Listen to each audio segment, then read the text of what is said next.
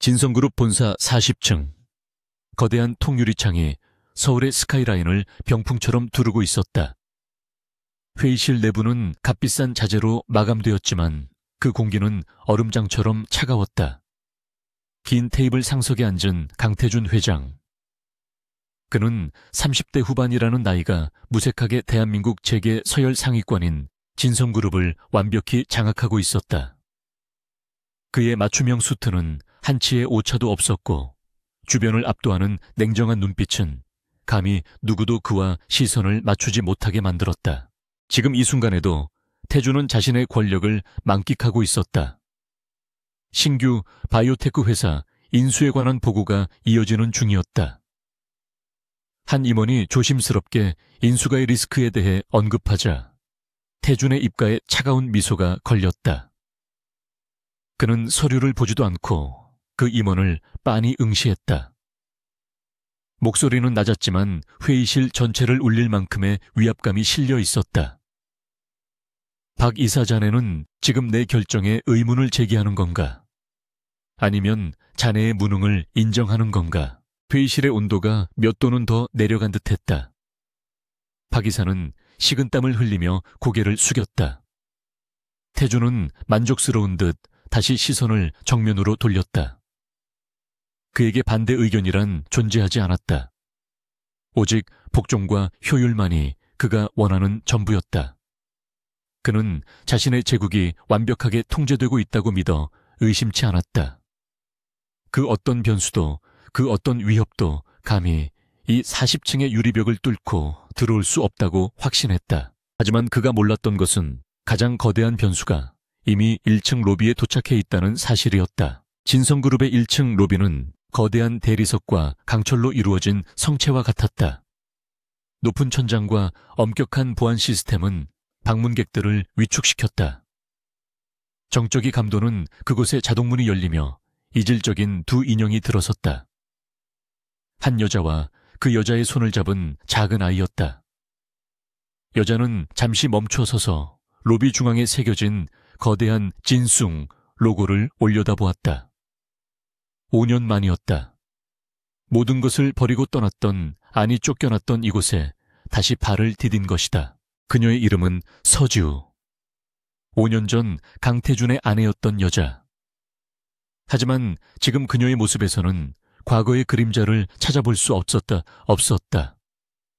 단정하게 빗어넘긴 머리값 비싸지는 않지만 완벽하게 재단된 네이비색 수트, 그리고 무엇보다도 모든 감정을 지운 듯한 차가운 눈빛.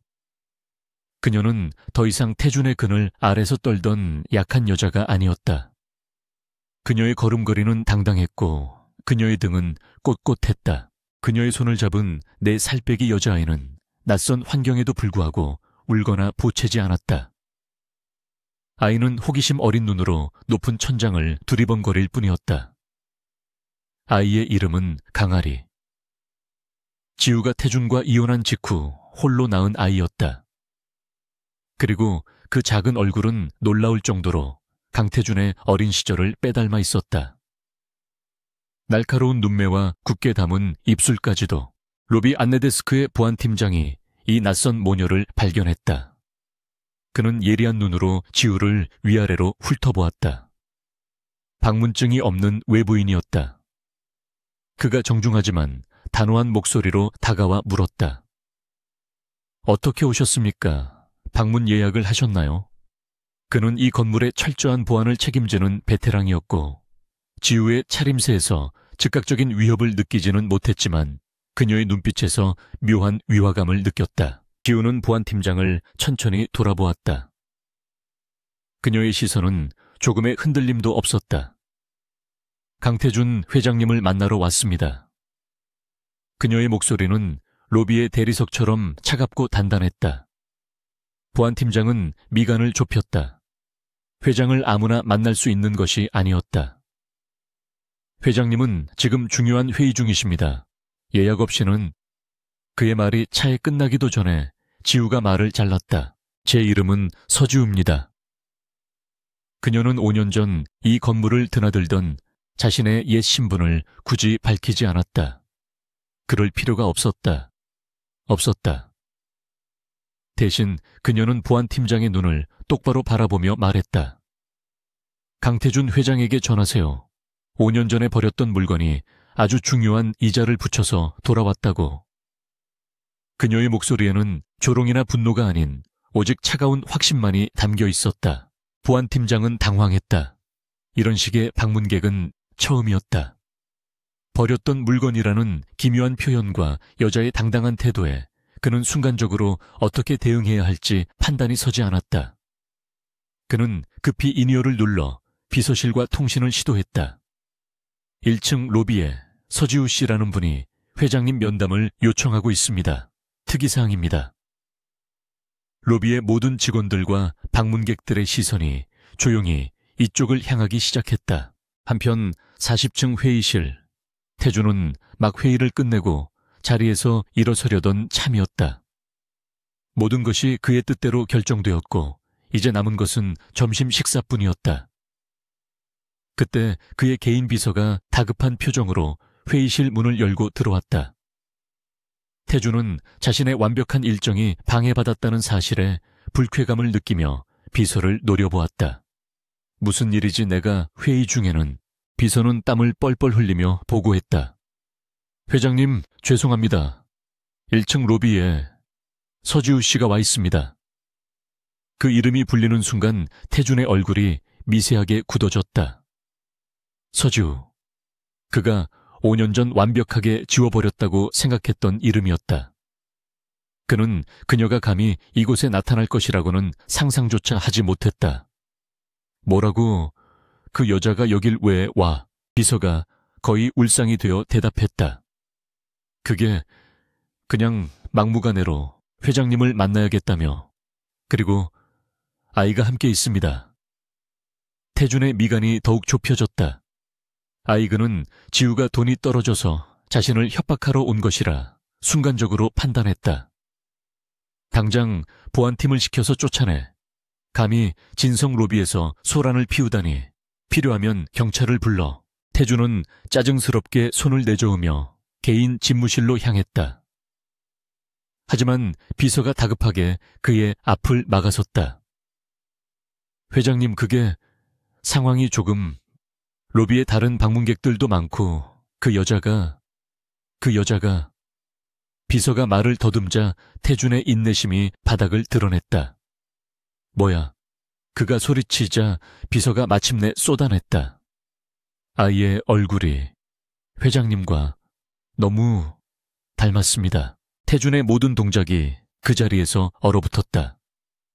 닮았다고 그게 무슨 말도 안 되는 소리인가. 5년 전 이혼할 때 지우는 임신하지 않았다. 그는 분명히 확인했다. 그의 머릿속이 복잡하게 얽히기 시작했다. 분노와 당혹감이 동시에 치밀어 올랐다. 그는 임원들이 지켜보고 있다는 사실도 잊은 채 성큼성큼 회장 전용 엘리베이터로 향했다. 내 눈으로 직접 확인하지. 엘리베이터가 1층으로 내려가는 동안 태주는 자신의 감정을 다스리려 애썼다. 서지우는 그가 알던 대로라면 이런 일을 벌일 여자가 아니었다. 그녀는 유순했고 겁이 많았으며 언제나 그의 뜻에 순종했다.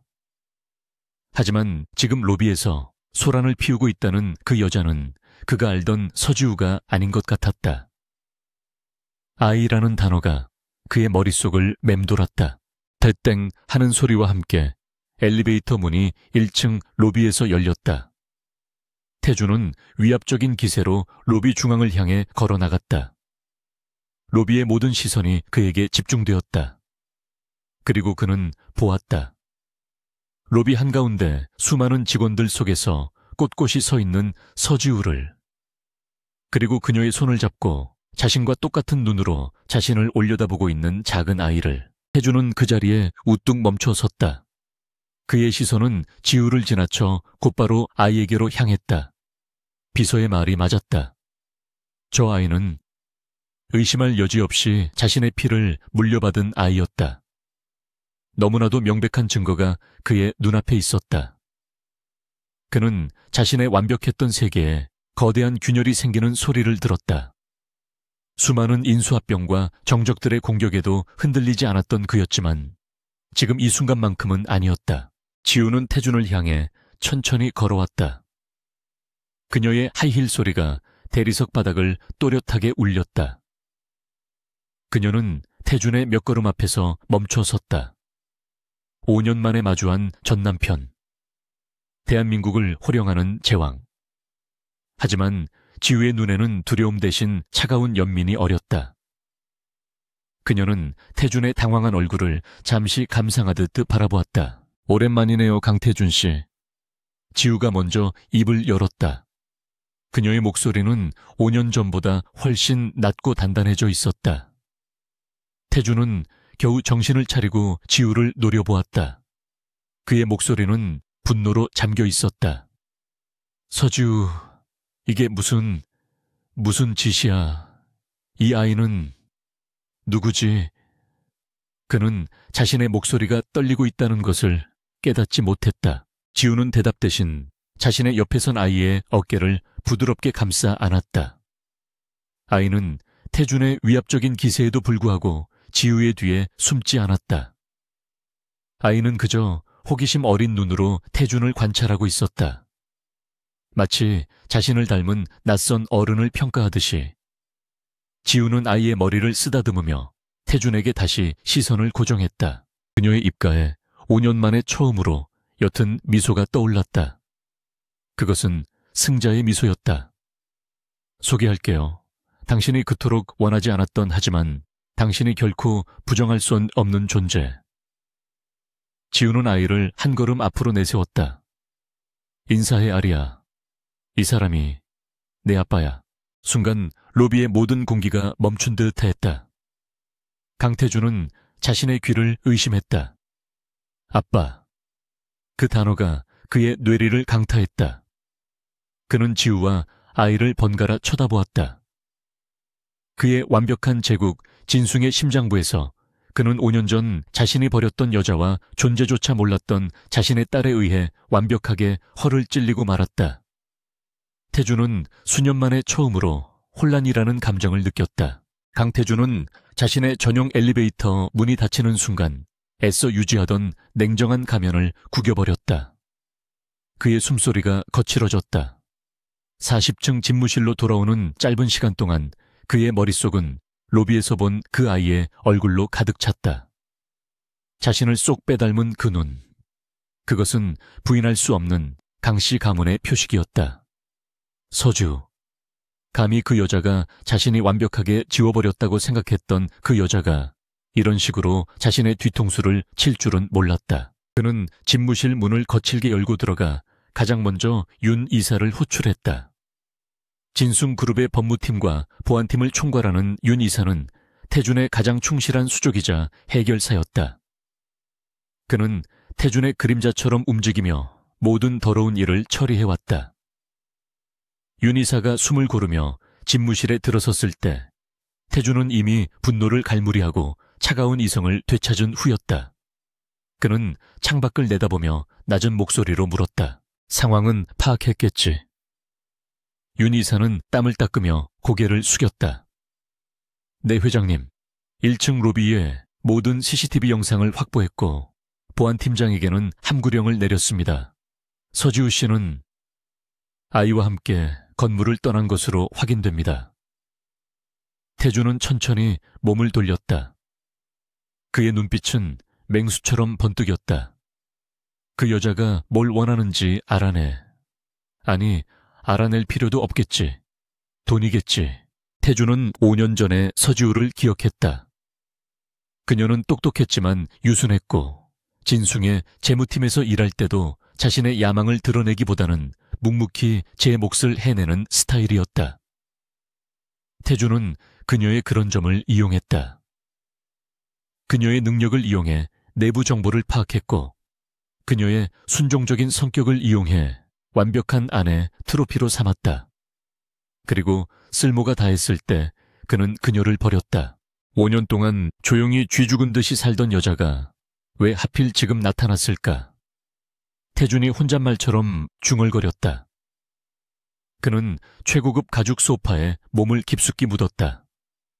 그 아이, 정말 내 아이가 맞는지부터 확인해. 하지만 그가 손가락을 까닥이며 윤 이사에게 경고했다. 그 어떤 검사도 진숭의 통제해 이루어져야 해. 그 여자가 감히 그 아이를 무기로 내세울 생각이라면 그 무기가 얼마나 쉽게 부러질 수 있는지 깨닫게 해줘야지. 윤 이사는 태준의 의도를 즉각 파악했다. 최고의 로펌을 붙이겠습니다. 접근금지 가처분 신청과 명예훼손 소송을 동시에 준비시키죠. 아이를 앞선 파렴치한 금전 요구로 몰고 가겠습니다.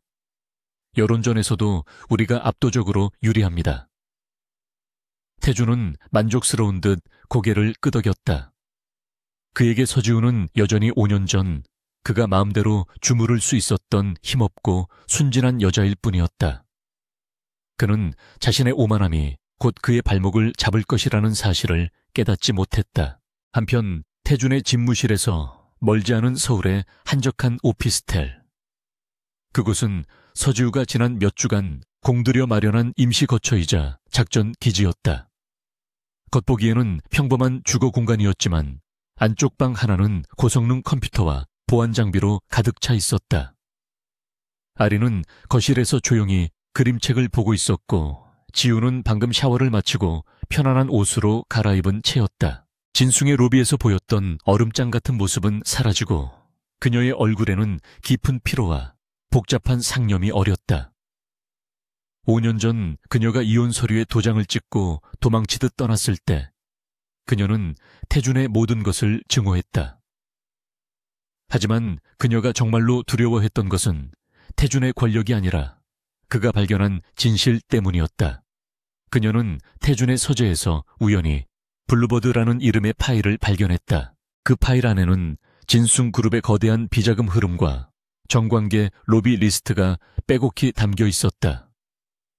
태준이 어떻게 경쟁사들을 불법적으로 무너뜨리고 어떻게 진숭을 이토록 거대하게 키웠는지에 대한 추악한 기록이었다. 그녀는 재무팀 에이스로서 그 흐름의 일부를 어렴풋이 짐작은 했지만 그 실체가 이토록 거대하고 조직적일 줄은 몰랐다. 그녀가 그 사실을 알았다는 것을 태준이 알게 되자 그는 돌변했다. 그는 그녀의 부모님 사업을 들먹이며 협박했고 그녀를 정신적으로 완전히 고립시켰다. 그는 그녀에게 무능하고 질투심 많은 아내라는 프레임을 씌워 이혼을 강요했다. 지우는 모든 것을 포기하고 떠났다. 그리고 떠난 직후에야 자신이 임신했다는 사실을 알았다. 아리는 그녀가 절망 속에서 붙잡은 유일한 빛이었다. 그녀는 5년간 숨죽여 살았다. 태준의 감시망을 피해 해외를 전전하며 아리를 키웠다. 그녀는 복수를 꿈꾸지 않았다. 그저 아리와 함께 평범하게 살고 싶었다. 하지만 태준의 탐욕은 그녀의 마지막 피난처까지 위협하기 시작했다. 문제는 바로 힐리오랩스라는 작은 바이오테크 회사였다. 힐리오랩스는 희귀 난치병 아동들을 위한 치료제를 개발하는 유망한 스타트업이었다. 그리고 그 회사는 지우가 지난 5년간 자신의 모든 것을 쏟아부어 익명으로 후원하고 육성해온 아리의 미래를 위한 유일한 방패였다. 힐리오랩스가 개발 중인 신약은 아리가 앓고 있는 희귀 면역 질환의 유일한 희망이기도 했다. 그런데 진숭그룹이, 정확히는 강태준이 이 힐리오랩스를 적대적 M&A로 집어삼키려 하고 있었다.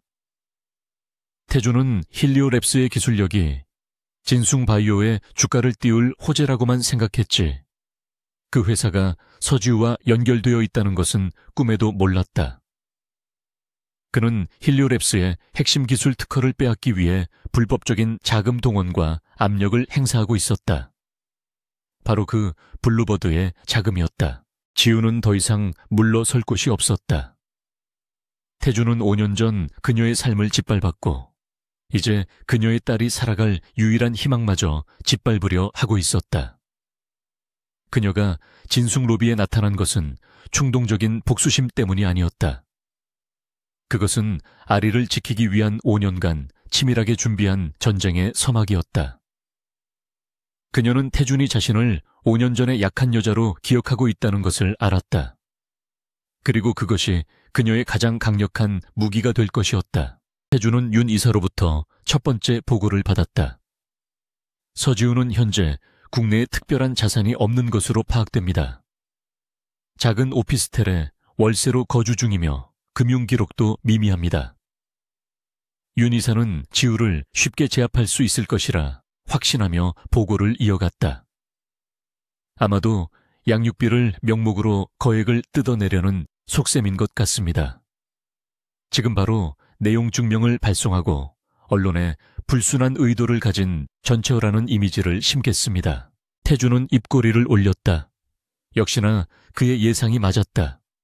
돈 때문에 자신의 발밑으로 기어들어온 것이다. 그는 윤 이사에게 지시했다. 일단 최소한의 금액을 제시해봐. 아이의 친자 확인을 조건으로. 물론 검사 결과는 우리가 원하는 대로 나올 수 있도록 준비해두고. 그는 이미 승리를 예감했다. 그에게 진숭의 법무팀은 무소불위의 방패였고 그의 자금력은 그 어떤 진실도 덮을 수 있는 힘이었다. 그는 힐리오랩스 인수건에 대한 서류를 다시 집어들었다. 그에게는 서지우와 아이의 등장으로 인한 작은 소동보다 눈앞의 이익이 훨씬 중요했다. 그는 힐리오랩스의 저항이 예상외로 거세다는 사실에 짜증이 나 있었다. 힐리오랩스 건은 어떻게 되어가고 있지? 아직도 그 대표가 버티고 있나? 윤 이사가 잠시 머뭇거렸다. 그쪽에서도 변호사를 선임해 대응하고 있습니다. 자금 흐름을 추적하려는 움직임도 보이고요. 하지만 걱정하실 정도는 아닙니다. 곧 주주총회에서 태준이 말을 끊었다. 쓸데없는 소리. 진숭이 인수하겠다고 마음먹은 회사가 버틴 적이 있었나? 수단과 방법을 가리지 말고 이번 주 내로 마무리해. 그 기술 반드시 손에 넣어야겠다. 태주는 힐리오랩스의 가치를 오직 돈으로만 환산했다. 그 기술이 누군가에게는 생명줄이라는 사실, 그리고 그 기술을 지키기 위해 5년을 준비한 여자가 자신을 향해 칼을 겨누고 있다는 사실을 그는 알지 못했다. 진숭이라는 거대한 제국에 서지우라는 이름에 아주 작지만 치명적인 균열이 생기기 시작한 순간이었다. 강태주는 진숭 법무팀이 작성한 두툼한 서류 봉투를 집무실 테이블 위로 밀어냈다. 서지우 및 관련인에 대한 접근금지 가처분 신청서우와 명예훼손 및 공갈 협박 미수에 대한 형사 고소장이었다. 그는 이 서류들이 서지우에게 배달되는 순간 그녀가 5년 전처럼 겁에 질려 무릎 꿇을 것이라 확신했다. 그의 입가에 냉혹한 미소가 걸렸다. 그에게 법이란 진실을 가리는 도구가 아니라 힘을 과시하는 무기일 뿐이었다. 윤 이사. 태준이 인터폰으로 그의 충견을 불렀다. 언론팀에 준비하라고 해. 어린 딸을 방패막이로 거액을 요구하는 비정한 전체어. 그림이 좋지 않나. 윤 이사는 즉각 답했다. 이미 주요 언론사 편집국장들에게는 신호를 보냈습니다. 회장님의 공식적인 부인 성명과 함께 진숭의 피해자 이미지를 부각시킬 준비가 되었습니다. 태주는 만족스럽게 고개를 끄덕였다. 그는 서지우가 이 거대한 여론의 파도 앞에서 감히 고개조차 들지 못할 것이라 여겼다. 하지만 태준의 예상과 달리 서지우는 그 어떤 반응도 보이지 않았다. 진숭의 법무팀이 보낸 서류는 반송되거나 수취인 불명으로 돌아오지 않았다. 분명히 전달되었지만 그녀로부터의 연락은 없었다.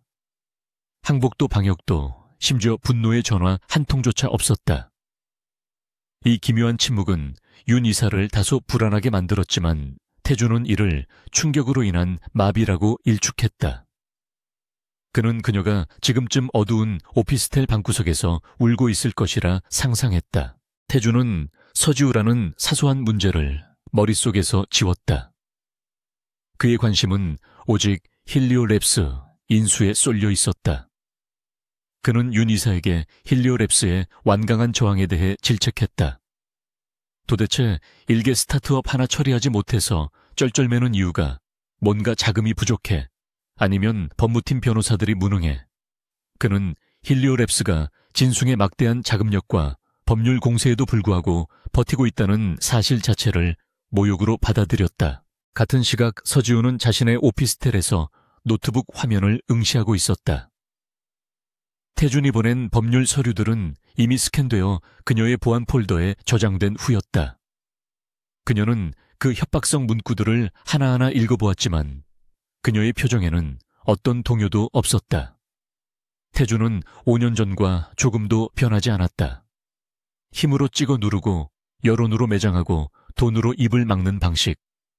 그것이 강태준의 방식이었고 지우는 그 모든 것을 예상하고 있었다. 그녀는 진숭의 재무팀 에이스였다. 태준이 그녀를 단순한 트로피 아내로 삼기 전 그녀는 진숭의 복잡한 자금 흐름을 설계하고 관리하는 핵심 인재였다.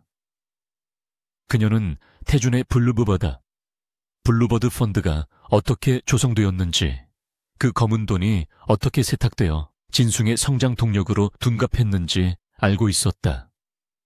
그녀는 그 시스템의 취약점을, 그리고 그 시스템을 지탱하는 부패한 인물들을 기억하고 있었다. 지우는 태준이 자신을 돈에 눈이 먼 전처로 공격할 것을 알았기에 정면 승부를 피했다. 그녀의 전쟁은 법정이나 언론 지면이 아니었다. 그녀의 전쟁은 보이지 않는 곳 데이터와 숫자가 지배하는 진숭의 심장부에서 시작될 것이었다. 그녀는 태준이 가장 신뢰하는 시스템을 역이용할 계획이었다. 그녀는 자신의 연락처 목록에서 수년 동안 잊혔던 이름을 찾아냈다. 진숭 감사팀 김영수 부장. 김영수 부장은 진숭 내에서 왕따로 불리는 인물이었다. 그는 한때 진숭의 가장 날카로운 내부 감사인이었지만 몇 년 전 태준의 비자금 흐름에 대해 의문을 제기했다가 한직으로 밀려났다. 그는 모든 권한을 박탈당한 채 지금은 진숭의 외딴 물류 자회사에서 무의미한 보고서나 검토하며 세월을 보내고 있었다. 그는 진숭의 부패를 증오했지만 거대한 권력 앞에서 무력하게 순응하고 만 패배자였다. 지우는 보안이 설정된 일회용 이메일 주소를 사용했다. 그녀는 김영수 부장에게 복잡한 설명이나 감상적인 호소를 하지 않았다. 그녀는 단 하나의 파일을 첨부했다. 그리고 이메일 본문에는 단 한 줄의 문장만을 적었다. 부장님께서 7년 전 경고하셨던 자산코드 7774B가 힐리오랩스 인수자금으로 사용되고 있습니다. 첨부된 입출금 내역을 확인해 주십시오. 그녀가 보낸 파일은 진숭의 전체 비자금 장부가 아니었다. 그것은 너무 위험하고 비효율적이었다. 대신 그것은 힐리오랩스 인수를 위해 블루버드 펀드에서 빠져나간 자금이 유령 회사를 거쳐 진숭바이오의 운영 자금으로 흘러들어간 단 하나의 그러나 완벽하게 증명 가능한 거래 기록이었다.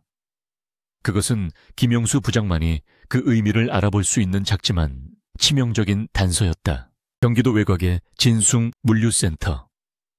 먼지 쌓인 김영수 부장의 사무실은 창고 구석에 처박혀 있었다. 그는 방금 점심으로 먹은 컵라면 냄새가 진동하는 사무실에서 기계적으로 이메일을 확인하고 있었다. 그러다 낯선 발신자로부터 온 이메일을 발견했다. 자산코드 74B. 그 단어를 보는 순간 김 부장의 등이 뻣뻣하게 굳었다. 그의 손이 떨리기 시작했다. 그는 조심스럽게 첨부 파일을 열었다. 숫자들이 그의 눈앞에서 춤을 췄다. 수년 동안 잊고 지냈던, 아니 잊으려 노력했던 그 패턴이었다. 페이퍼 컴퍼니를 이용한 자금 세탁 내부 거래를 통한 손실 전가. 그리고 그 끝에 있는 힐리오랩스라는 이름.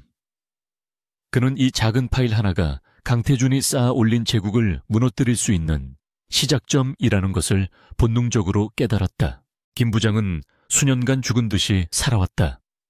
하지만 그의 내면에 잠자고 있던 감사인의 본능이 깨어나고 있었다. 이 증거는 진짜였다. 그는 이메일 발신자가 누구인지 알 수 없었지만 그가 진숭의 내부 사정을 정확히 꿰뚫고 있다는 것은 분명했다.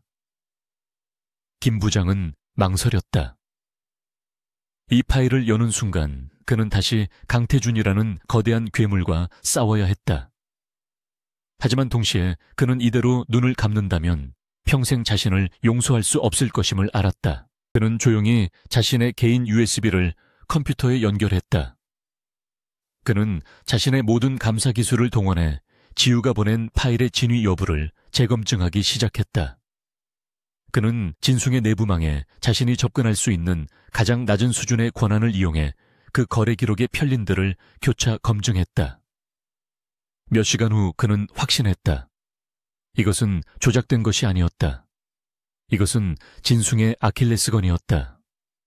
김영수의 죽었던 눈에 희미한 불씨가 타오르기 시작했다. 지우는 김영수 부장에게만 의존하지 않았다. 그녀는 두 번째 카드를 준비했다. 진숭이 가장 두려워하는 존재하지만 강태준이 돈과 권력으로 매수할 수 없다고 알려진 유일한 기관. 바로 금융감독원의 특정 부서였다. 그녀는 태준이 언론과 검찰은 장악했지만 최근 새로 부임한 금감원의 저승사자 한승호 부원장과는 상극이라는 정보를 입수했다. 한승호 부원장은 대기업의 불법 승계와 불공정 M&A에 대해 병적인 집착을 가진 인물이었다. 그는 과거 진숭을 몇 번이나 조사하려 했지만 번번이 증거 불충분과 내부의 압력으로 물러나야 했다. 그는 진숭이 유죄라는 심증은 있었지만 태준의 완벽한 방어막을 뚫을 물증이 없었다. 지우는 바로 그 물증을 그에게 제공할 생각이었다. 지우는 김영수 부장에게 보냈던 것과는 다른 종류의 자료를 준비했다. 이것은 내부 고발 형식이 아니었다. 이것은 시장 교란 행위에 대한 분석 보고서 형태였다. 그녀는 힐리오 랩스 인수 과정에서 진숭이 어떻게 주가를 조작하려 했는지, 어떻게 경쟁 입찰 정보를 불법적으로 빼돌렸는지에 대한 정황 증거들을 치밀하게 정리했다. 그리고 그 자금의 출처가 불분명한 해외 법인임을 명시했다. 그녀는 이 보고서를 익명으로, 그러나 한승호 부원장의 개인 이메일로 직접 발송될 수 있는 루트를 통해 전달했다. 그녀는 보고서에 블루버드라는 단어를 쓰지 않았다. 대신 그녀는 금감원이 공식적으로 조사를 시작할 수 있는 명분을 만들어 주었다. 불공정 M&A 시도 및 의심스러운 외화 자금 유입. 이것은 한승호 부원장이 그토록 찾아 헤매던 진숭의 꼴이었다. 그날 저녁 강태준은 정계의 유력 인사들과 함께 고급 룸살롱에서 술잔을 기울이고 있었다.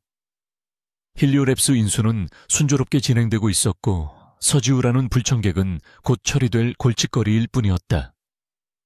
그는 자신의 제국이 그 어느 때보다 견고하다고 확신했다.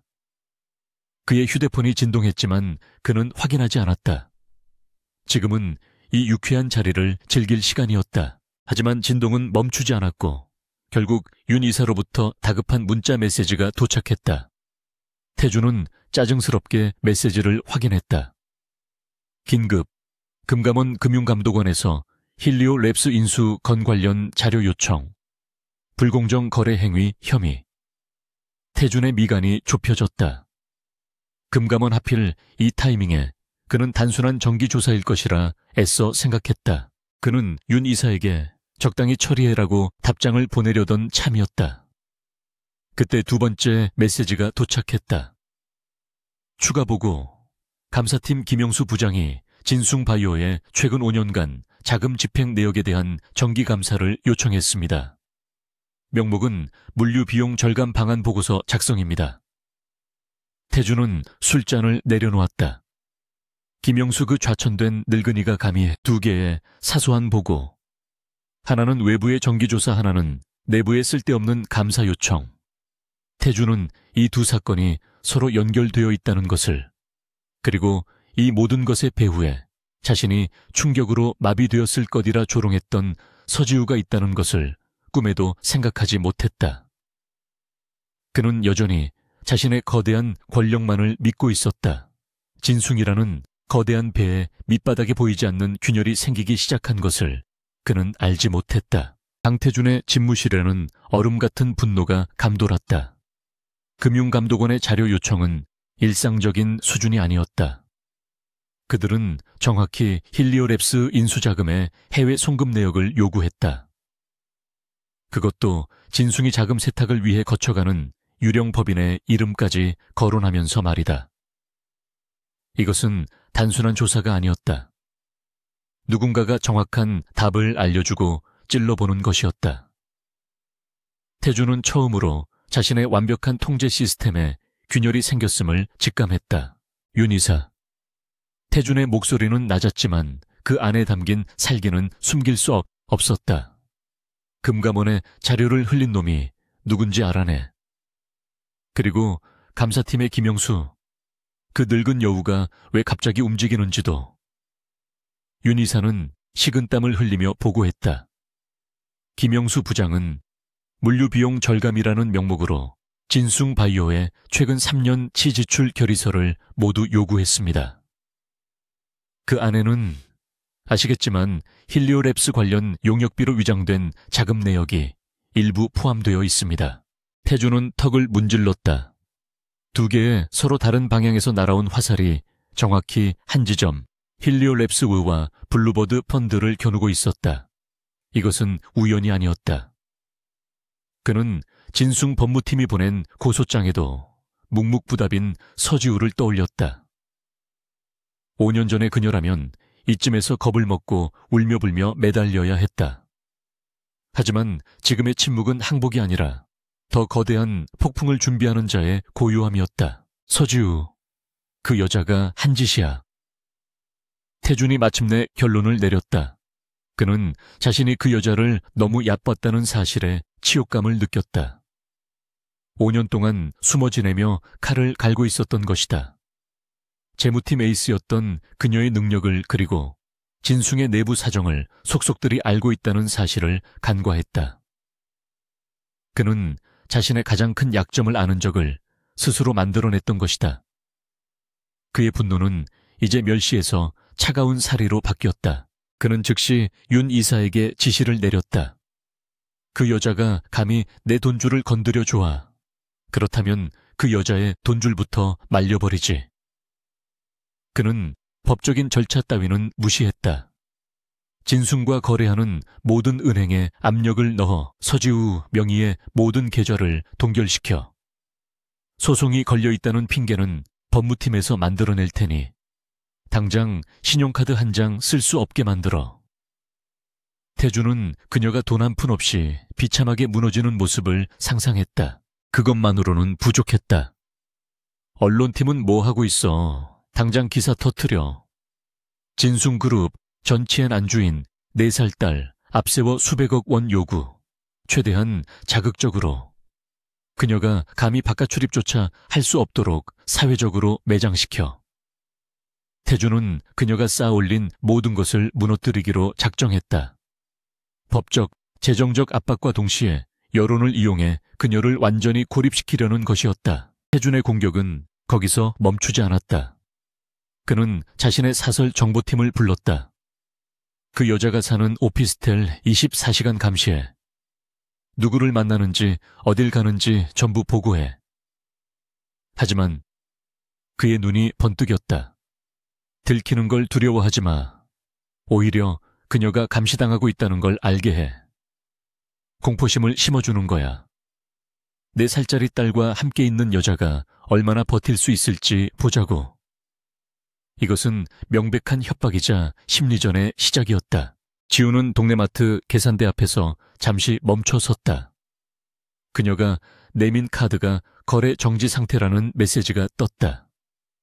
계산원의 의아한 시선이 느껴졌지만 지우의 표정은 변하지 않았다.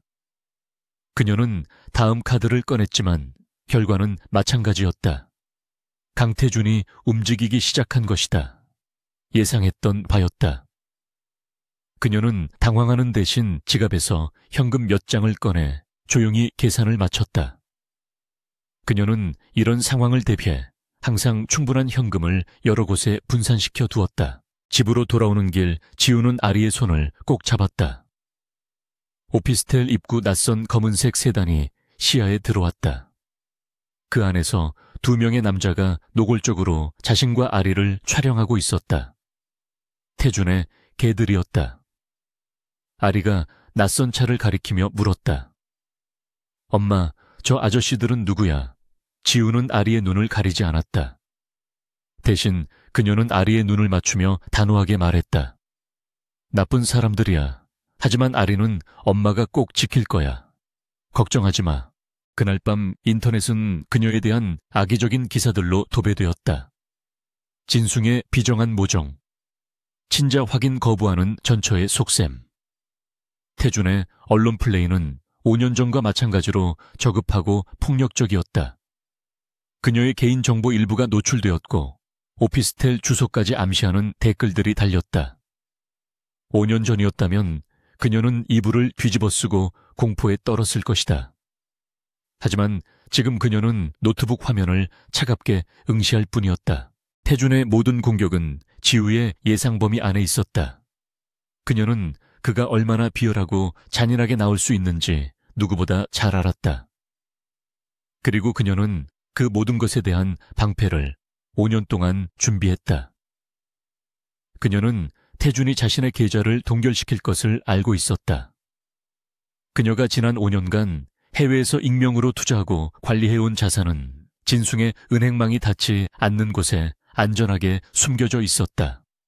그녀는 돈이 없는 것이 아니라 태준이 찾을 수 있는 돈이 없었을 뿐이다.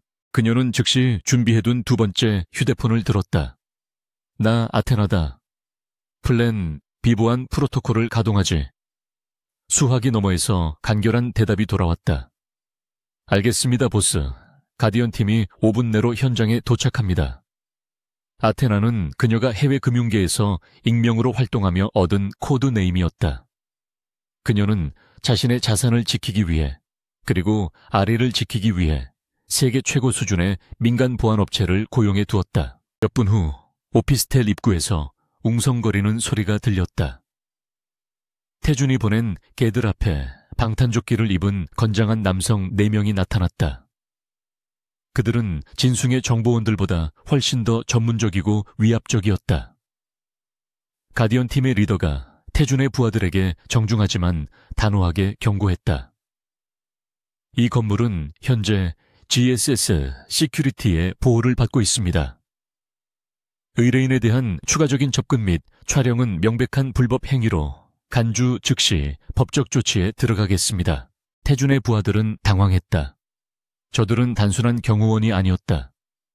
그들의 장비와 태도는 특수부대를 연상시켰다. 이 상황은 즉시 윤 이사에게 보고되었다. 윤 이사는 믿을 수 없다는 듯 태준에게 달려왔다. 회장님, 서지우가 GSS를 고용했습니다. 유럽 기반의 최고 등급 용병 업체입니다. 이 정도 규모를 유지하려면 하루에만 수천만 원 지원이. 태준의 얼굴이 일그러졌다. 돈이 말랐어야 할 여자가 어디서 이런 막대한 자금을 동원한 것인가. 지우의 반격은 이제부터 시작이었다. 그녀는 태준의 언론 플레이에 맞서 진흙탕 싸움을 벌이지 않았다.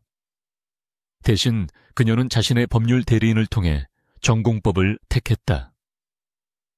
그녀가 선택한 변호사는 태준이 예상했던 대형 로펌의 에이스가 아니었다. 시민의 눈이라는 작은 공익 로펌의 최인경 변호사. 그녀는 진숭 같은 대기업의 불공정 행위를 집요하게 물고 늘어지는 것으로 유명한 가시 같은 존재였다. 최 변호사는 즉각 기자회견을 자청했다. 그녀는 감정에 호소하지 않았다.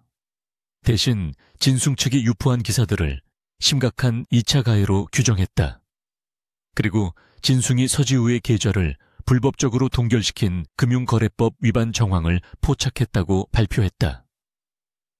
또한 태준이 고용한 사설정보팀이 어린아이를 스토킹하고 촬영한 사진들을 공개하며 아동복지법 위반으로 즉시 형사고발 조치했음을 밝혔다. 최 변호사의 성명서는 논리 정연했고 파급력이 컸다.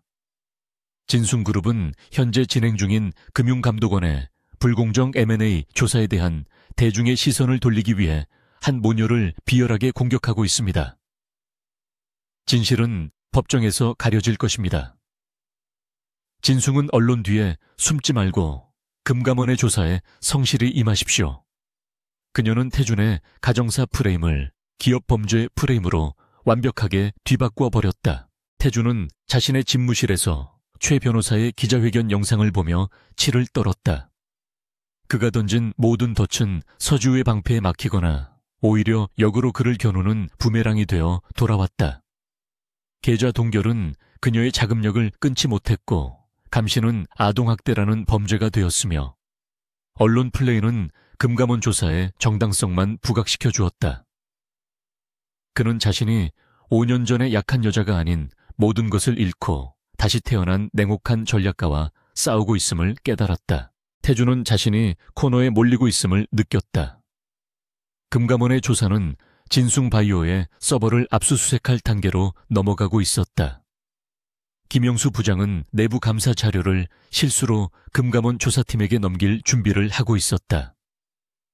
서지우는 자신을 직접 공격하는 대신 진숭이라는 제국의 기둥을 하나씩 빼내고 있었다. 태주는 이대로 가다가는 힐리오랩스 인수는커녕 그룹 전체가 위험해질 수 있음을 직감했다. 그의 눈에 광기가 서렸다. 좋아 서지우, 네가 그렇게 힐리오랩스를 지키고 싶어해. 네가 그토록 아끼는 그 방패를 내가 산산조각 내주지. 그는 윤 이사에게 소리쳤다. 합법적인 인수는 집어치워 블루버드 자금을 총동원해 힐리오랩스의 핵심 연구원들을 매수해 특허 자료를 훔쳐내 정 안 되면 연구소에 불이라도 질러서 그 망할 기술을 제로 만들어버려. 태준의 함정은 실패했지만 그는 더 파괴적인 덫을 놓을 준비를 하고 있었다. 강태준은 전례는 안가하머 예스전례 렵는 치욕감에 휩싸였다. 그가 던진 모든 자금줄 동결과 여론몰이, 심지어 노골적인 감시와 협박까지 서지우라는 방패 앞에서 무력하게 부서졌다. 그 여자는 5년 전에 유순한 아내가 아니었다. 그녀는 그의 모든 수를 읽고 있었고 한 발 앞서 대응책을 준비해둔 냉혹한 전략가였다. 진숭의 법무팀과 정보팀이 총동원되었음에도 GSS 시큐리티라는 예상치 못한 장벽에 막혀 그녀의 오피스텔 근처에도 접근하지 못했다. 금융감독원의 압박은 날이 갈수록 거세졌다. 한승우 부원장은 이건을 진숭의 뿌리 깊은 부패를 척결할 기회로 삼은 듯 했다. 진숭바이오의 서버는 압수수색 영장이 발부되기 직전이었고 내부에서는 김영수 부장이 정기감사라는 명목으로 힐리오랩스 관련 자금 흐름의 핵심 증거들을 차곡차곡 모으고 있었다. 태주는 자신이 지은 성이 외부와 내부에서 동시에 무너지고 있음을 직감했다. 그의 분노는 이제 서지우를 넘어 그녀가 그토록 지키려 하는 힐리오랩스로 향했다. 그는 그 작은 스타트업이 모든 문제의 근원이라고 판단했다. 서지우가 돈이 아닌 그 기술에 집착하고 있다는 것을 깨달은 순간 그는 가장 잔인한 방법을 선택했다. 그녀가 가장 아끼는 것을 빼앗는 것이 아니라 아예 잿더미로 만들어버리는 것. 그는 윤 이사에게 마지막 지시를 내렸다. 합법, 이젠 그런 것 따위 필요 없어. 태준의 목소리는 얼음처럼 차가웠다. 힐리오랩스의 핵심 연구원들. 뇌물로 안 되면 약점을 잡아서라도 빼내. 특허 자료 해킹을 해서라도 훔쳐. 당장 이번 주 내로 그 기술이 진숭의 것이 되거나 아니면 이 세상에서 사라지게 만들어. 수단과 방법 가리지 마. 서지우가 지키려던 게 한 줌의 재가 되는 걸 똑똑히 보게 해주지. 그의 눈에는 이성을 잃은 광기가 번뜩였다. 진숭의 더러운 돈이 힐리오랩스로 흘러들어가기 시작했다. 핵심 연구원들의 이메일이 해킹당하고 그들의 가족들이 협박을 받기 시작했다. 연구소 주변에는 진숭이 고용한 용역 깡패들이 어슬렁거리기 시작했다. 늦은 밤 연구소의 작은 창고에서는 원인 모를 화재가 발생했다가 겨우 진압되는 아찔한 순간도 있었다. 힐리오랩스의 대표는 극심한 공포 속에서 지우에게 연락을 취했다. SAO 대표님, 이젠 정말 한계입니다. 그들 진숭 이 괴물이 되었습니다. 경찰에 신고해도 그들은 꿈쩍도 하지 않습니다. 연구원들이 공포에 떨고 있습니다. 이러다간 정말 아리를 위한 신약도 모든 게 끝장날 것 같습니다. 힐리오랩스 대표의 절박한 목소리는 지우의 가슴을 찔렀다. 태주는 이제 법의 테두리를 완전히 벗어났다. 지우는 더 이상 기다릴 시간이 없음을 깨달았다. 그녀는 최인경 변호사에게 전화를 걸었다. 그녀의 목소리는 그 어느 때보다 단단하고 결의에 차 있었다. 변호사님, 예정보다 이틀 앞당겨야겠습니다. 지금 당장 아리의 이름으로 모든 것을 시작합니다. 그녀는 옆에서 조용히 잠들어 있는 아리의 뺨을 쓰다듬었다. 이 아이를 지키기 위해 그녀는 이 아이의 이름을 세상에서 가장 강력한 창으로 사용해야만 했다. 엄마가 미안해, 아리야. 하지만 이게 널 지키는 유일한 길이야. 다음 날 아침 대한민국은 발칵 뒤집혔다. 진숭그룹의 추악한 M&A 시도나 금감원의 조사가 아니었다. 모든 언론사에 한 면을 장식한 것은 서울가정법원에 접수된 친자인지 청구 소송이었다. 서지우 씨, 진숭그룹 강태준 회장의 4세 딸 강아리 양의 법정대리인 자격으로 친자 확인 소송을 제기하다. 이 소식은 태준의 언론 플레이를 순식간에 잠재우는 폭탄이 되었다. 태준은 자신의 집무실에서 이 기사를 접했다. 그는 처음에는 실소했다. 겨우 친자 소송, 그 여자가 할 수 있는 게 고작 이거였어. 돈 몇 푼 쥐어주고 끝내면 될 것을. 윤이사 역시 안도의 한숨을 내쉬며 말했다. 회장님, 오히려 잘 됐습니다. 여론을 다시 우리 쪽으로. 하지만 윤이사의 말은 태준의 법무팀장이 사색이 되어 집무실 문을 박차고 들어오면서 끊겼다. 회장님, 큰일 났습니다. 가정법원에 들어온 소장은 미끼였습니다. 법무팀장은 떨리는 손으로 또 다른 서류를 태준의 책상 위에 올려놓았다. 그것은 가정법원이 아닌 서울중앙지방법원 민사부에 접수된 주요 자산거래 동결 가처분 신청서였다. 신청인의 이름은 진숭그룹의 합법적 상속 추정인 강아리의 법정대리인 서지우였다. 태준의 눈이 커졌다. 이게 무슨... 법무팀장이 절망적인 목소리로 설명했다. 서지우 측의 논리는 이렇습니다. 강아리 양은 강태준 회장의 유일한 직계비속으로 진숭그룹 지분의 잠재적 상속인이다. 그런데 현 경영진 강태준 이 불법적인 비자금을 동원하여 힐리오랩스에 대한 무리하고 불법적인 M&A를 강행회사의 자산 가치를 심각하게 훼손하고 있다. 이는 명백한 배임 행위이자 미성년 상속인의 상속권을 침해하는 행위다. 태준은 서류를 집어 던졌다. 말도 안 되는 소리, 내가 내 회사 경영하는데 상속권이 무슨 상관이야. 법무팀장이 땀을 닦으며 말했다. 문제는 그게 아닙니다. 서지우 측은 이 가처분 신청의 증거 자료로 회장님의 블루버드 펀드의 존재를 암시하는 자료와 금감원의 현 조사 상황을 첨부했습니다. 법원이 이 신청을 심각하게 받아들이고 있습니다. 순간 집무실의 모든 공기가 얼어붙었다. 태준은 그제야 서지우의 거대한 그림을 깨달았다. 그녀는 친자 소송을 통해 아리를 법적인 상속인 위치로 격상시켰다. 그리고 동시에 아리의 상속권을 방패 삼아 진숭의 가장 아픈 곳 블루버드 펀드와 힐리오랩스 인수를 직접 타격한 것이다. 이것은 돈을 요구하는 소송이 아니었다. 이것은 태준의 경영권을 정면으로 겨눈 쿠데타였다. 서지우는 가정사라는 진흙탕을 순식간에 기업 범죄라는 전쟁터로 바꿔버렸다. 그녀는 태준이 자신을 돈에 미친 전처로 몰아갈 것을 알고 스스로 상속인의 권리를 지키는 어머니라는 법적 지위를 획득했다. 이제 언론은 더 이상 그녀를 비난할 수 없었다. 그녀의 모든 행위는 딸의 미래 재산을 지키기 위한 정당한 법적 투쟁이 되었기 때문이다. 최인경 변호사는 즉각 두 번째 기자회견을 열었다. 그녀는 진숭이 고용한 용역들의 사진과 힐리오랩스 연구소의 화재 현장 사진을 공개했다. 진숭그룹은 미성년 상속인의 정당한 권리 행사를 폭력과 협박으로 짓밟으려 하고 있습니다. 강태준 회장은 한 아이의 아버지로서 그리고 진숭그룹의 대표이사로서 즉각 힐리오랩스에 대한 불법적인 M&A 시도를 중단하고 친자 확인과 상속권 보존 절차에 성실히 임하십시오. 법원은 이례적으로 신속하게 움직였다. 힐리오랩스에 대한 진숭의 폭력적인 행위가 만천에 공개되고 금감원의 조사가 진행 중인 상황에서 미성년 상속인의 권리보호 요청을 무시할 수 없었다. 법원은 힐리오랩스 인수 관련 일체의 자산 거래 및 경영권 행사에 대한 긴급 임시 처분을 승인했다.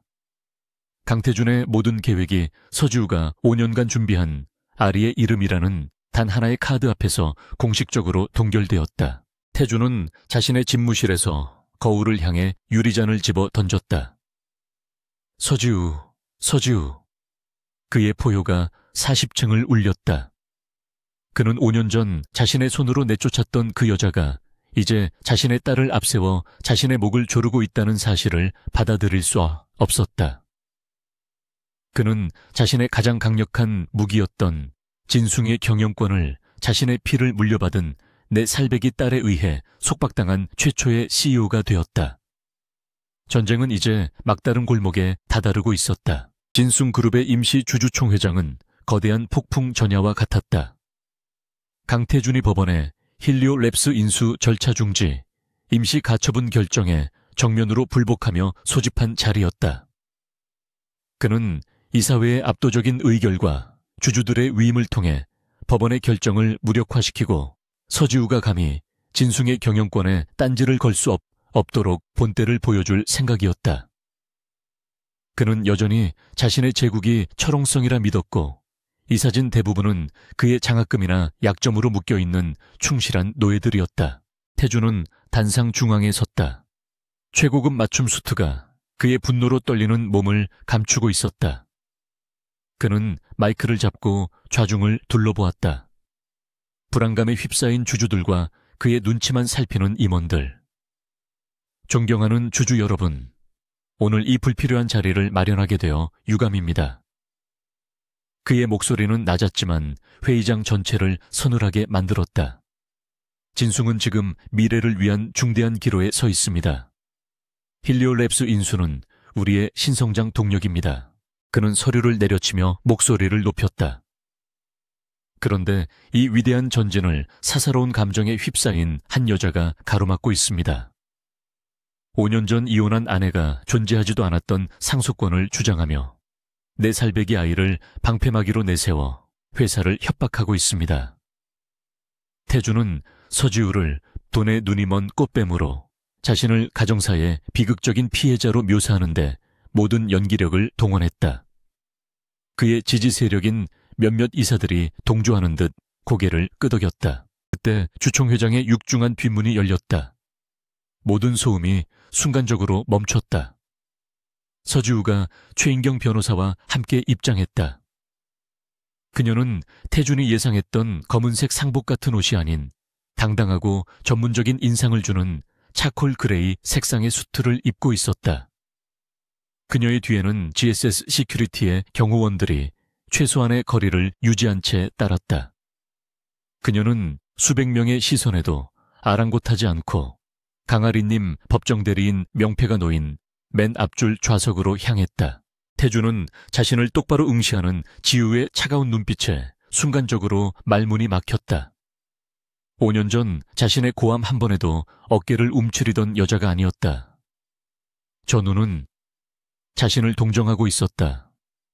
태준은 모욕감에 휩싸여 더욱 거칠게 소리쳤다. 서지우, 감히 여기가 어디라고 발을 들여. 이건 주주총회장이지. 네가 돈을 구걸하러 오는 시장 바닥이 아니란 말이다. 하지만 지우 대신 마이크를 잡은 것은 최인경 변호사였다. 그녀는 태준의 흥분을 차분한 목소리로 제압했다. 강태준 의장 발언에 유의해 주시기 바랍니다. 제 의뢰인 서지우 씨는 이 자리에 진숭그룹의 유일한 상속 추정인 강아리 양의 법정대리인 자격으로 참석했습니다. 의장께서 불법적으로 훼손하려 하는 주주의 가치를 지키기 위해 온 것입니다. 최 변호사는 불법적이라는 단어에 힘을 주었다.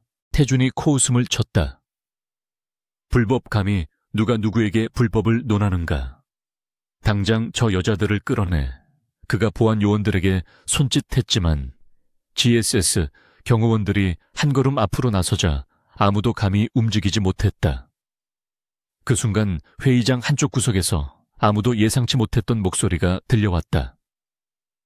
이장님, 임시주총 안건 상정에 앞서 긴급 감사 보고를 먼저 진행해야 할 것 같습니다. 모든 시선이 목소리가 들려온 곳으로 향했다. 진숭 물류 자회사로 좌천되었던 감사팀의 김영수 부장이었다. 그는 수척했지만 그 눈빛만큼은 수년 전 진숭의 비리를 파헤치던 저승사자의 그것으로 돌아와 있었다. 태준의 얼굴이 경악으로 물들었다. 김영수, 네가 감히 여길 왜? 김영수 부장은 태준의 말을 무시하고 주주들을 향해 90도로 인사했다. 감사팀장 김영수입니다. 진숭바이오의 힐리오랩스 인수자금 집행 내역에 대한 정기 감사 결과 심각한 배임 및 횡령 정황을 발견하여 주주 여러분께 보고드립니다. 그는 떨리는 손으로 준비해온 프레젠테이션 파일을 스크린에 띄웠다.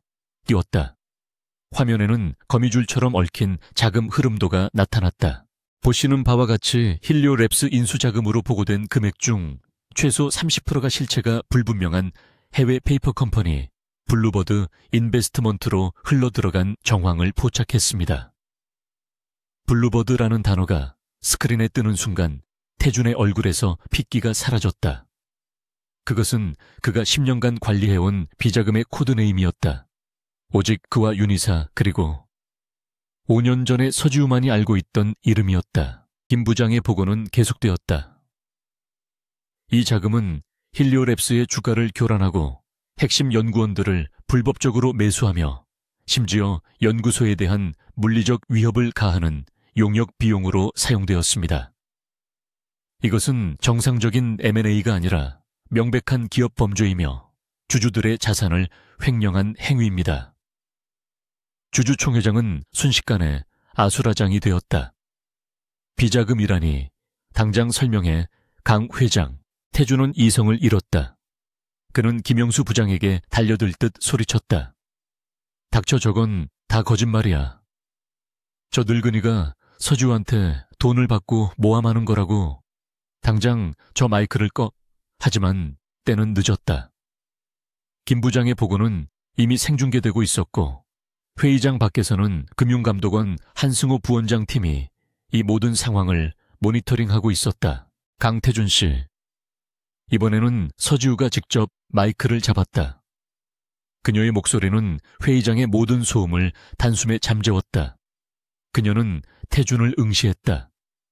당신은 5년 전에도 똑같았죠. 당신의 죄를 덮기 위해 다른 사람을 모함하고 돈으로 매수하고 힘으로 짓밟았죠. 태준이 발악했다. 네가 뭘 안다고 짓걸려. 지우는 천천히 자리에서 일어섰다. 당신이 김영수 부장님의 보고를 거짓이라고 했죠. 당신이 힐리오랩스 인수를 사적인 감정과 무관한 경영 활동이라고 했죠. 그녀는 최인경 변호사에게 고개를 끄덕였다. 최 변호사는 회의장 스피커 시스템에 작은 USB를 연결했다. 그렇다면 이 목소리도 거짓인지 한번 들어보시죠. 치직하는 잡음과 함께 5년 전의 익숙한 목소리가 회의장을 가득 메웠다. 서지우, 넌 너무 많이 알았어. 그 블루버드 파일, 네가 감히 그걸 열어봐. 진숭은 내 거야. 네 부모 사업 따위 내가 손가락 하나로 날려버릴 수 있어. 넌 그냥 닥치고 이혼 서류에 도장만 찍으면 돼. 재산 위자료 넌 단 한 푼도 못 받아. 이게 다 널 위해서야. 알아들어. 그것은 의심할 여지 없는 강태준의 목소리였다. 5년 전 그가 이혼을 강요하며 지우를 협박하던 그날의 녹음이었다. 어떻습니까, 주주 여러분? 최인경 변호사가 얼어붙은 좌중을 향해 말했다. 이것이 진숭그룹의 총수가 자신의 아내에게 자행한 협박입니다. 그는 5년 전 자신의 비자금 블루버드의 존재를, 아나네를 불법적으로 쫓아냈습니다.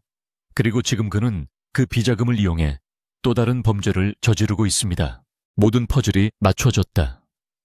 서지우의 등장은 복수극이 아니었다. 그것은 5년 전부터 이어진 거대 범죄의 연장선상이었다. 김영수 부장의 내부 감사와 서지우의 녹취록은 완벽한 증거가 되어 강태준의 목을 조였다.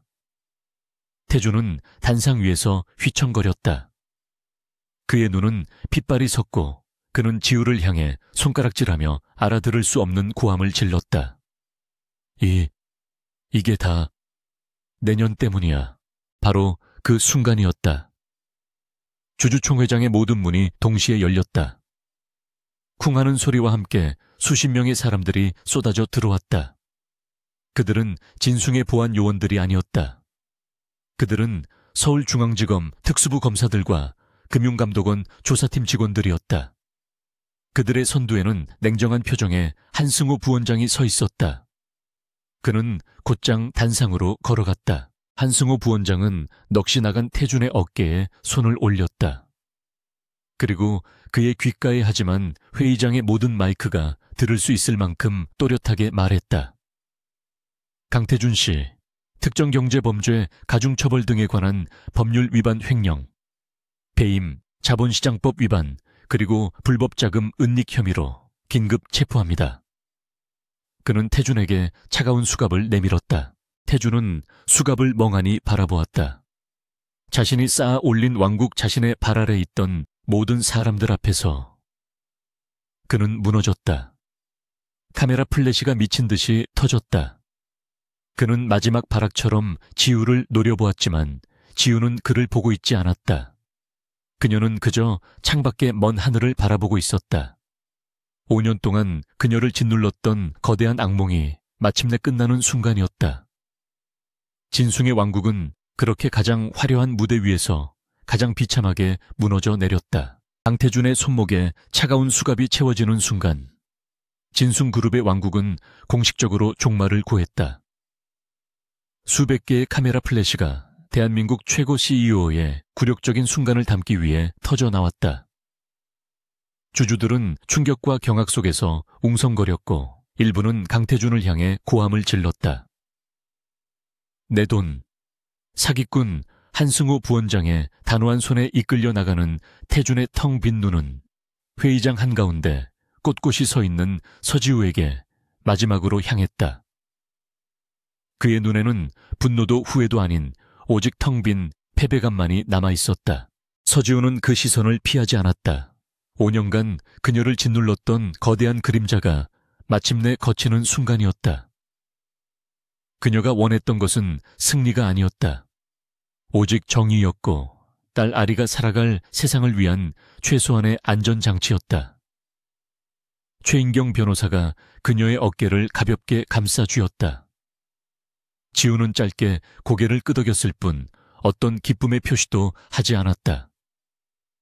그녀의 전쟁은 끝났지만 그녀가 되찾아야 할 평범한 삶은 이제 막 시작되려 하고 있었다. GSS 경호원들이 그녀와 변호사를 보호하며 혼란스러운 회의장을 빠져나갔다. 그날 이후 진숭 게이트는 대한민국을 집어삼킨 거대한 태풍이 되었다. 검찰의 수사는 강태준의 블루버드 펀드를 중심으로 진숭그룹 전체로 확대되었다.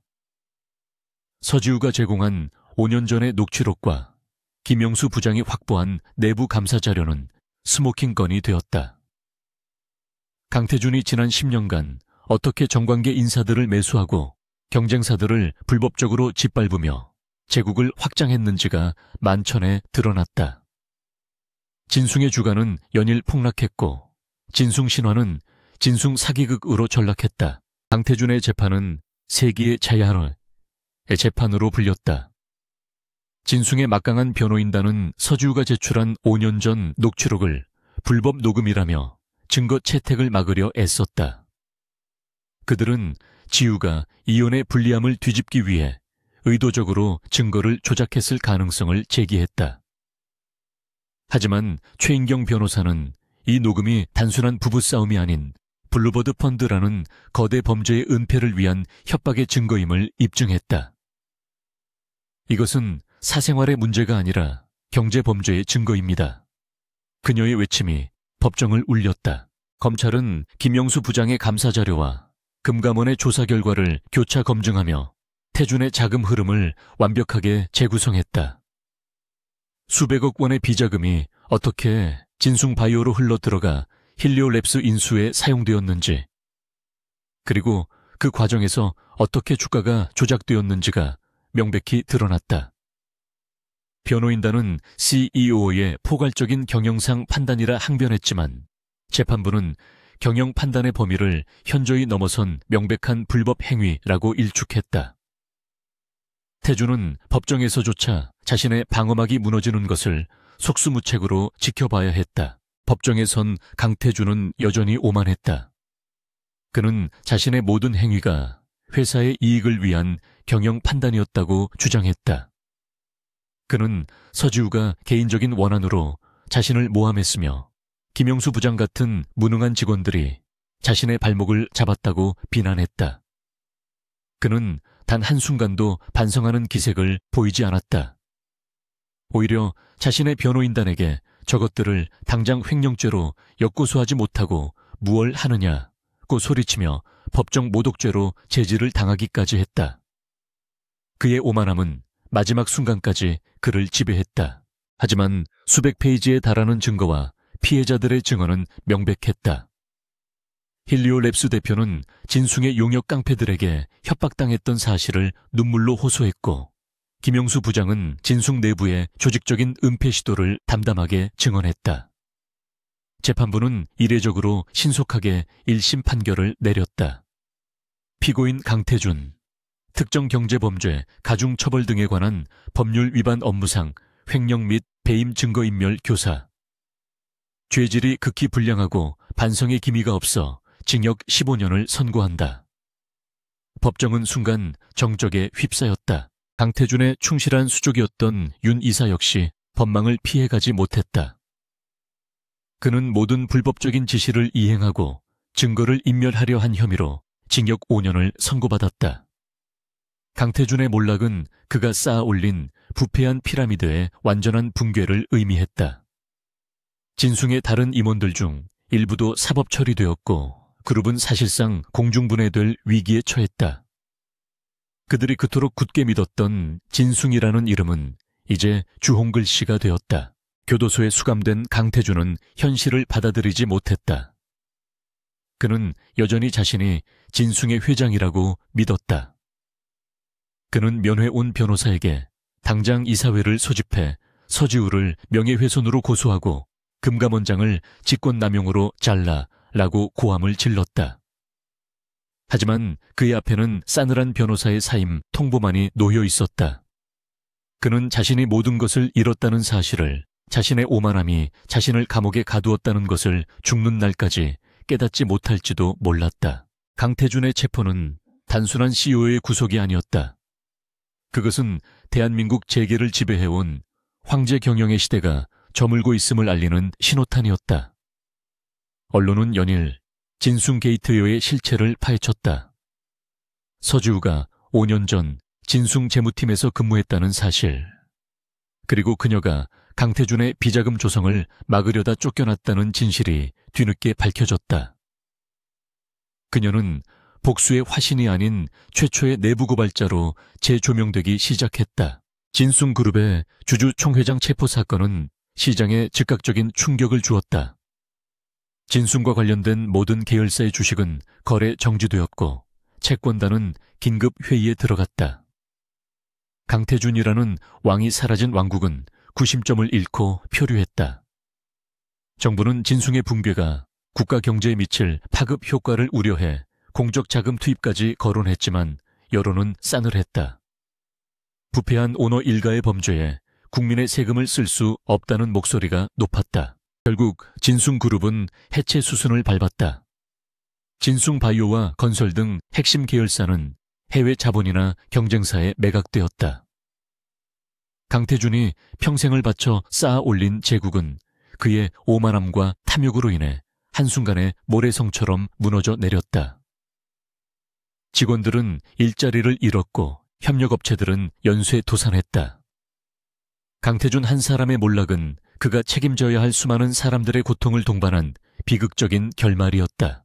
진숭그룹은 전문 경영인 체제로 전환되거나 혹은 각 계열사로 쪼개져 매각될 운명에 처했다. 혼란 속에서 이사회의 일부와 채권단은 놀라운 제안을 서지우에게 해왔다. 그녀는 진숭의 내부 사정을 가장 잘 알고 있었고 블루버드의 존재를 유일하게 파악한 재무 전문가였으며 이제는 그룹의 비리를 척결한 영웅으로 떠올랐기 때문이다. 그들은 그녀가 강아리의 법정 대리인 자격으로 경영에 참여해 주기를 원했다. 그것은 강태준이 가졌던 것보다 더 큰 권력을 쥘 수 있는 기회였다. 하지만 서지우는 단호하게 거절했다.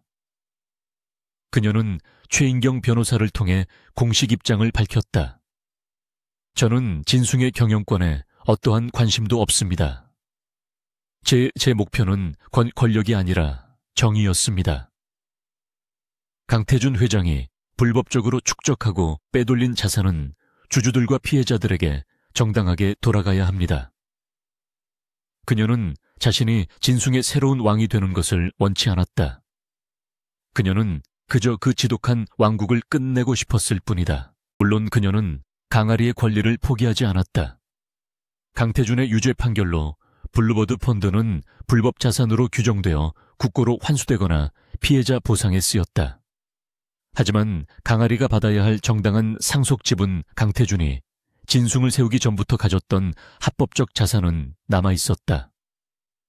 지우는 그 모든 지분을 즉시 매각하여 강아리 신탁펀드를 설립했다. 아리가 성인이 될 때까지 그 어떤 진숭 관계자나 지우 자신조차 함부로 손댈 수 없는 독립적인 신탁에 묶어둔 것이다. 서지우는 진숭과의 싸움에서 얻은 명성과 지난 5년간 자신이 해외에서 익명으로 불려온 자산을 기반으로 새로운 일을 시작했다. 그녀는 힐리오 재단이라는 이름의 비영리 재단을 설립했다. 힐리오 랩스처럼 기술력은 있지만 거대 자본의 횡포에 시달리는 중소기업을 법률적, 재정적으로 지원하는 단체였다. 또한 김영수 부장처럼 내부의 불의를 고발했다가 불이익을 받은 공익제보자들을 돕는 일도 시작했다. 진숭의 족수에서 풀려난 힐리오 랩스는 어떻게 되었을까? 그들은 진숭의 불법 M&A 시도로 인해 입은 피해를 보상받았고 서지우의 힐리오 재단으로부터 1호 투자를 받았다. 그들의 신약 개발은 다시 활기를 띠었고 특히 아리가 앓고 있던 희귀 면역 질환 치료제 개발에 큰 진전을 보였다. 힐리오 랩스의 대표는 재단 창립식에서 서지우의 손을 잡고 눈물을 흘렸다. 진숭이 파괴하려 했던 작은 희망이 이제 더 큰 희망을 싹 틔우는 씨앗이 된 것이다. 김영수 부장은 진숭그룹이 해체된 후 명예롭게 퇴직했다. 그는 더 이상 먼지 쌓인 물류창고의 패배자가 아니었다. 그는 서지우가 설립한 힐리오 재단의 초대 감사로 추대되었다. 그는 자신의 남은 인생을 진숭과 같은 거대 권력에 맞서 싸우는 제2, 제3의 힐리오 랩스를 지키는 데 바치기로 맹세했다. 그의 굽었던 등은 꼿꼿하게 펴졌고 그의 눈에는 잃어버렸던 감사인의 날카로운 빛이 돌아와 있었다. 그로부터 1년이 흘렀다. 서울의 떠들썩한 중심가가 아닌 한적한 교회의 작은 단독주택. 서지우는 더 이상 차가운 수트가 아닌 편안한 면 티셔츠 차림으로 정원에서 꽃에 물을 주고 있었다. 그녀의 얼굴에는 5년 만에 처음으로 깊은 평온함이 자리 잡고 있었다. 진숭의 그림자는 이제 어디에도 없었다.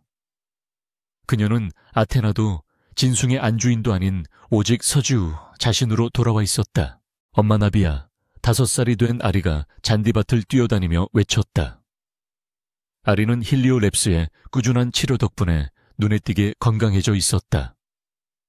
아이는 더 이상 낯선 아저씨들을 경계하거나 엄마의 긴장된 손을 느끼지 않아도 되었다. 아리에게 진숭이나 강태준은 존재하지 않는 단어였다. 그 아이의 세상에는 오직 다정한 엄마와 따뜻한 햇살, 그리고 그림책만이 존재했다. 그것이 바로 지우가 5년의 세월을 걸고 싸워서 얻어낸 가장 값진 전리품이었다. 병원에서 아리를 안고 있던 지우에게 아리가 문득 물었다. 엄마, 힐리오가 뭐야? 힐리오 재단과 힐리오 랩스. 아리는 자신의 삶과 그 이름이 얼마나 깊게 얽혀 있는지 아직 알지 못했다. 지우는 아리의 머리를 쓰다듬으며 부드럽게 대답했다. 힐리오는 태양이라는 뜻이야. 우리 아리처럼 따뜻하고 밝게 빛나는 거. 그녀는 더 이상 과거의 어둠을 설명할 필요가 없었다. 미래는 오직 빛으로만 가득 채우면 되었다. 지우는 아리를 향해 환하게 웃어주었다. 그녀는 가끔 강태준을 떠올렸다. 오만함이 어떻게 한 인간을 파괴하는지, 권력이 어떻게 스스로를 집어삼키는지를 똑똑히 보았다. 그녀는 복수하지 않았다. 그녀는 그저 모든 것을 제자리로 돌려놓았을 뿐이다. 불의는 심판받았고 진실은 드러났으며 아이는 보호받았다. 5년 전 모든 것을 잃고 쫓겨났던 그날로부터 이어진 길고 긴 싸움은 마침내 가장 완벽하고 의미 있는 결말을 맞이했다. 아리가 달려와 지우의 품에 안겼다. 지우는 아이를 번쩍 들어올려 품에 안았다. 아이의 웃음소리가 맑은 하늘 아래 울려 퍼졌다. 5년 전 이혼한 아내가 돌아와 한 남자의 제국을 무너뜨렸다는 자극적인 헤드라인은 이제 사람들의 기억 속에서 잊혔다.